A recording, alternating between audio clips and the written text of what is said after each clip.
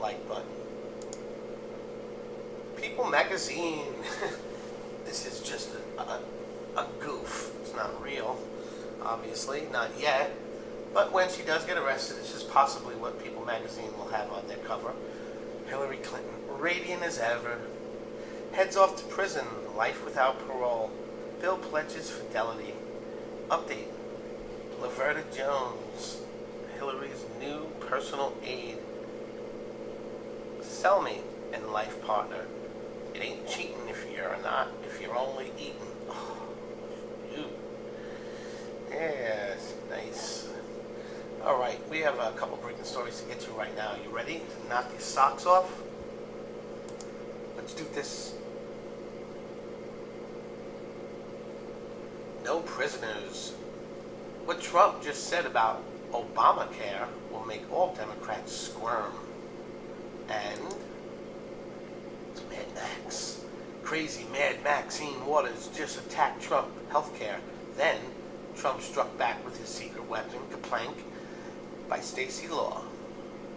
But we're going to get into this one by Emily Noack first.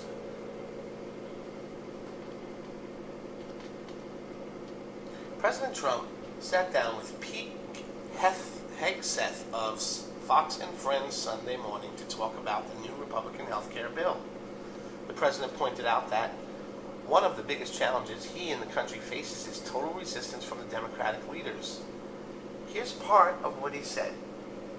The Republicans and Democrats don't get together, and I'm open arms, but I don't see that happening. President Trump continued with, it would be so great if the Democrats and Republicans could get together, wrap their arms around it, and come up with something everybody's happy with, but we don't get one Democratic vote, not one. If it were the greatest bill ever proposed in mankind, we wouldn't get a vote, and that's a terrible thing.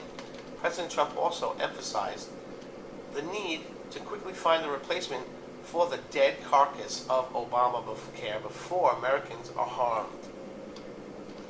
I want to see a bill with heart. Honestly, nobody can be totally happy even without the votes.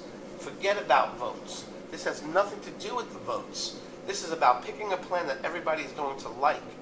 He later added, healthcare is a very, very tough thing to get, but I think we're going to get it. We don't have too much of a choice because the alternative is the dead carcass of Obamacare. President Trump speaks so sensibly, and he really cares about finding a plan that works for everyone.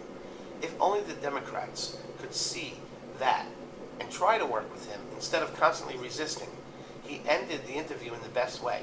You know what I am so proud of? That we've done. You know what? I am so proud of what we've done in such a short period of time. The whole interview was a knockout, and we will definitely make you smile. Check it out here.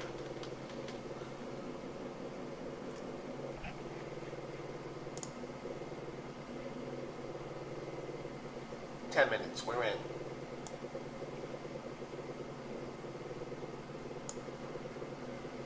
I have so many stories to go through. That's why it's a little slow. President, thank you very much for joining. Thank you. Appreciate it. You faced resistance on this bill, but of course you faced resistance on the entirety of your agenda. Who's been your biggest opponent? Has it been Democrats resisting? Has it been fake news media? Has it been deep state leaks? What's when you think about it, what holds it up? Well, you know, when I ran, I talked about the rigged system because I saw I was winning the delegates that I should be getting, and you know, I would look at this. I said, what kind of a system? Well, the whole system is very there's a lot of bad things going on, a lot of very bad things going on. One of the things that should be solved, but it probably won't be, is that the Republicans and Democrats don't get together, and I'm open arms, but I don't see that happening. They fight each other. The level of hostility, and by the way, this isn't just Trump. This has been like this for years. You've been doing this for a long time. It's been like that for a long time. But the level of hostility, as an example, the health care bill that you are reporting on and everybody's reporting on, it would be so great if the Democrats and Republicans could get together, wrap their arms around it, and come up with something that everybody's happy with. It's so easy. But we won't get one Democrat vote, not one. And if it were the greatest bill ever proposed in mankind, we wouldn't get a vote. And that's a terrible thing. So there is, well, look, their theme is resist. I've never heard of anything like this, resist. How frustrating is it to have former President Obama? They're out there leading the resistance. Well, I don't think he's leading it. He actually just put out a small statement. I don't see that leading it, but other people are leading. Don't forget, I saw Schumer criticizing the bill a couple of weeks ago, and he had no idea what was in the bill. He was saying, this bill is this, and it's that. He had no idea. In fact, the Republican senators didn't know because it wasn't released. Very few people knew. So he was criticizing a bill that he had no idea what was in the bill. But that's called the resistance. I mean, that's a terrible word. Think of it. Their theme is resist. Their theme should be, let's develop, things get together. But their theme is resist. It's obstruction. And the problem is they become obstructionists, and the voters, I happen to like it from the standpoint of running for office, but I think it's a terrible theme in terms of getting elected. And more importantly, I think it's a terrible theme for the people of this country. Resist. Obstruction.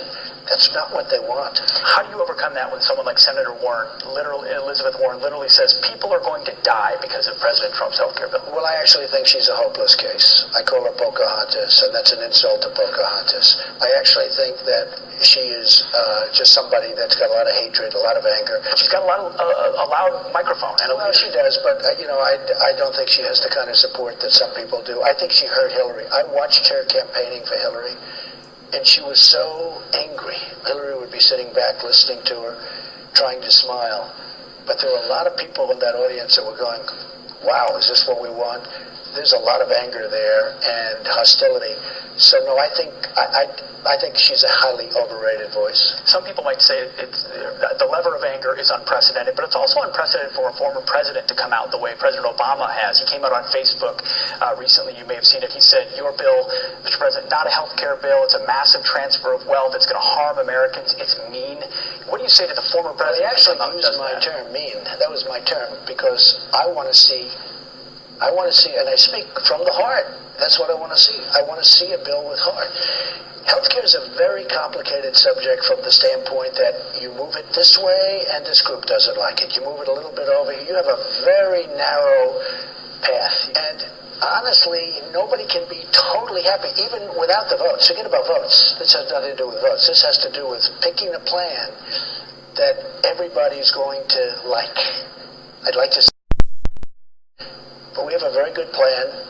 We have a few people that are, I think you could say modestly, they're not standing on the rooftops and screaming. They want to get some points. I think they'll get some points. Are Republican senators doing enough to have your back to get that health care bill through? I think so. I have great relationships with most of the people in the Senate, with, as you know, most of the people in the House. I think I work very hard. I made a lot of great friendships with the people in the House, a lot of them. They're four very good people, they're friends of mine. And I don't think they're that far off. Famous last words, right? But I think we're going to get there. For years I've been watching the battle of healthcare. And I watched during the Clinton administration, Hillary rightfully devoted her life to trying to get healthcare. She was unable to get it. You watched what happened with Obamacare, which by the time they finished with it, it was, something that doesn't work. But look what happened with Nebraska, where they gave the great Nebraska giveaway in order to give a vote. Cornhusker kickback. And it was a very closed session. They talk about closed and behind closed doors. It was nothing more closed than Obamacare. But the bottom line is, they worked so long and so hard. They got a plan that didn't work. They got a health care plan that didn't work. And I've only been there for 5 months. They worked for a long time. During the Clinton administration, they worked essentially during the entire administration. Healthcare is a very, very tough thing to get, but I think we're going to get it. We don't have too much of a choice because the alternative is the dead carcass of Obamacare. That's what it is. I opened up the failing New York Times and the Washington Post this morning. No mention at all of this bill that you're signing today. For veterans who are so passionate about this, it's such a historic bill. Are they going to cover this? And if they don't, why don't they cover it the way they cover every breathless scandal in the media today? Well, I just heard today for the first time that Obama knew about Russia a long time before the election, and he did nothing about it. But nobody wants to talk about that. The CIA gave him information on Russia a long time before they even, before the election. And I hardly see it. It's an amazing thing to me. In other words, the question is, if he had the information, why didn't he do something about it? He should have done something about it. But you don't read that. It's quite sad. That never leaked out. That doesn't leak out. No, they're very selective leaks with sources. I always love the sources, many of which don't exist. But no, there is a thing going on in the country, and hopefully it's somewhat of a sickness in that sense. But you know what? I am so proud of what we've done in such a short period of time. We were just in the East Room for a historic bill signing. Tell us about the bill that you just signed.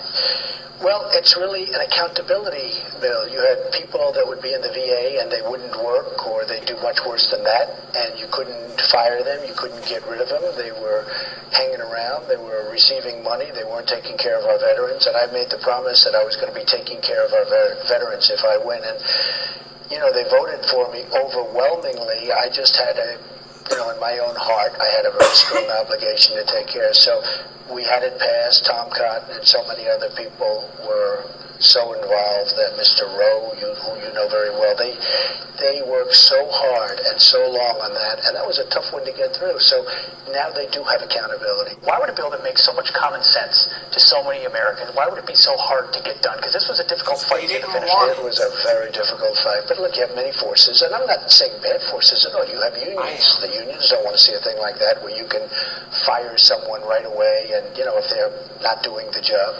It's called accountability. But you had a lot of forces, as you can imagine, and you know the forces probably better than anyone. You were one of the reasons that I really felt so. I used to watch you on Fox talking about the veterans with such and you were one of the factors, I will tell you, that we started speaking about it. And we've done a lot for the veterans, but you did have a lot of forces against this bill. This was not an easy one. Absolutely. When you rode down that escalator in Trump Tower, it was the first time a presidential candidate had made veterans issues a top. You mentioned it multiple times in that speech. Obviously, you've been involved in veterans issues for years. Where did that passion first come from? I've always felt the veterans weren't given a fair shake. They fight wars, they lose limbs, they lose, lives. They've gone through so much, and I've always felt they were never appreciated the way they should be appreciated. But who appreciates the voters? And I'm not just talking about them as a bloc, which is a big bloc, but I'm talking about the voters outside of the veterans. They appreciate what the veterans have done. But I've always felt they were not given a fair shake. And then you'd read the disaster stories, of course, where people are waiting online for 7, 8, 9 days to see a doctor, and worse, where they have a disease or a problem or a form of cancer that's easily and quickly curable, and they have to wait 6, 7, 8 months, and by the time they get in, it's terminal. It's, the things that go on are just incredible and have gone on. And we have Dr. David Shulkin, who's done a phenomenal job. He's got tremendous compassion, but he's also a tough cookie. And we're getting it done, and we're doing whatever is necessary. This was one bill, but we have many and many coming. And the veterans, I think when you look at that in the not-too-distant future, it's going to be a much different place. Mr. President, thank you for your time. Okay. Next. Crazy Maxine Waters just attacked Trump healthcare. Then Trump struck back with his secret weapon. By Stacey Law. Maxine Waters is at it again. She is just convinced that the country will ultimately seek to impeach President Trump, and she intends to spearhead the entire thing. Her latest attempt at a Trump impeachment rally cry was a tweet just the other day. I don't know about that. Her latest attempt was at a town hall meeting that I did a video about right before this, where she spent 20 minutes trying to avoid Trump supporters when she left. It was great. You gotta watch that video. But here we are. Maxine tweets, instead of disabled people in wheelchairs, the only person who should be dragged anywhere is Trump, down the hall to impeachment. She was talking about the people who went to Mitch McConnell's office to protest the Senate health care bill and who were dragged out. Protesters hold die-in at McConnell's thing.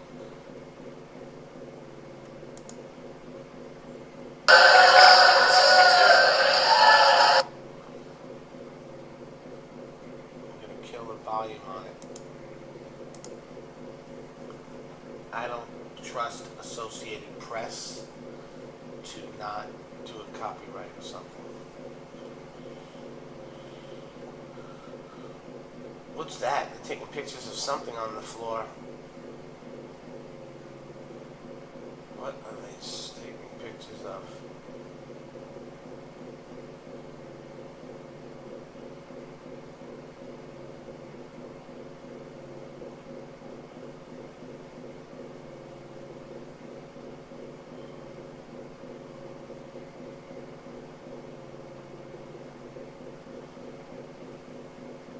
Sorry about that sound.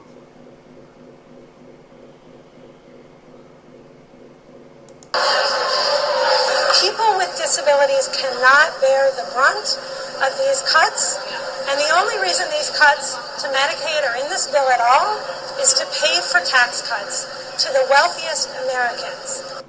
Yeah, whatever. Nonsense. That's a hard video to watch, right? I mean, many of those people appear to be truly disabled who really need assistance. Is Ms. Waters not paying attention? President Trump has said that the House health care bill is mean. He has said it is not compassionate.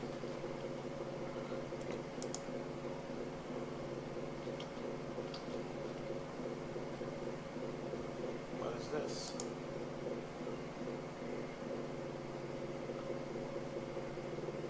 All right, not to take us off topic, but earlier today, as you know, the president sat down with a group of Republican senators here at the White House to talk about this House health care bill. There are some senators who are concerned that it goes too far in restricting health care access, and we are told by a source familiar with this meeting that during this gathering, the president described the House health care bill that was passed by the House of Representatives and that they celebrated in the Rose Garden over here at the White House, that the president referred to that bill as, quote, mean during this session with these Republican senators, and he also used a vulgar phrase to describe the legislation, words that I don't know if we can necessarily talk about here on television, but he was clearly making it clear to these senators, Wolf, that he did not see this bill as being compassionate enough for people who don't have health insurance, which is obviously something that Democrats have been saying throughout this whole process, that it leaves too many people uninsured, and the president appeared to indicate that he's listening to that side of the argument earlier today, Wolf. Yeah, that's pretty amazing. He's going to irritate, clearly anger a lot of those Republicans who worked hard to get that legislation passed in the House of Representatives very narrowly. That's right.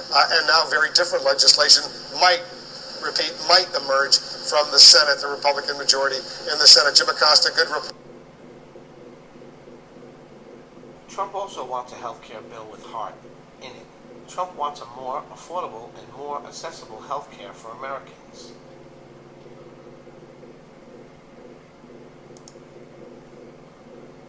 The president clearly wants.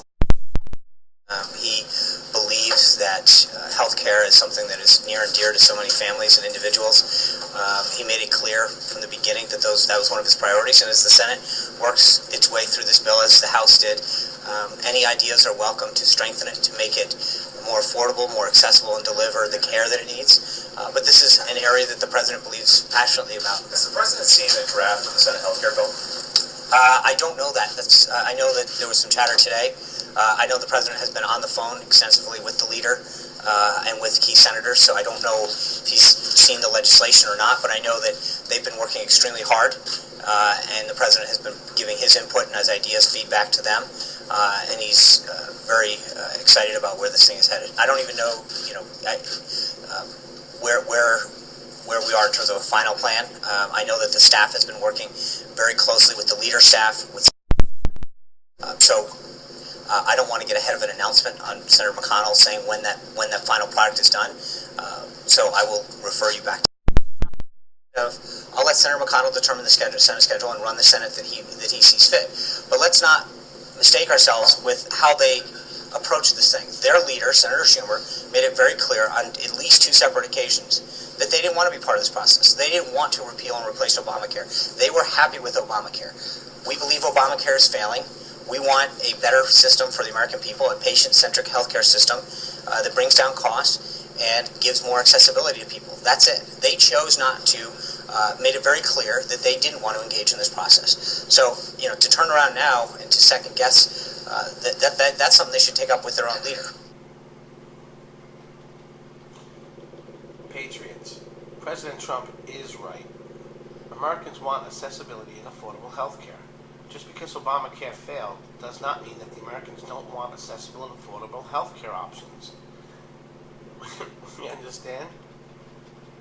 Maxine, hush. Give it up. The American people support President Trump, who in fact has expressed that he would support a nice, compassionate health care bill that provides accessible and affordable health care to Americans. If you support accessible, affordable health care like President Trump does, please share this article so far and wide it gets back to both Congress and the President. And please add your comments. Thank you. Thank you for watching this episode of Not Fake News. Hope you enjoyed yourself. Don't forget to share, subscribe, and smash that like button. And remember, when you subscribe, there's a change. You have to also hit the bell next to the subscribe button or else it doesn't work. So you hit subscribe, then you hit the bell, then you're in.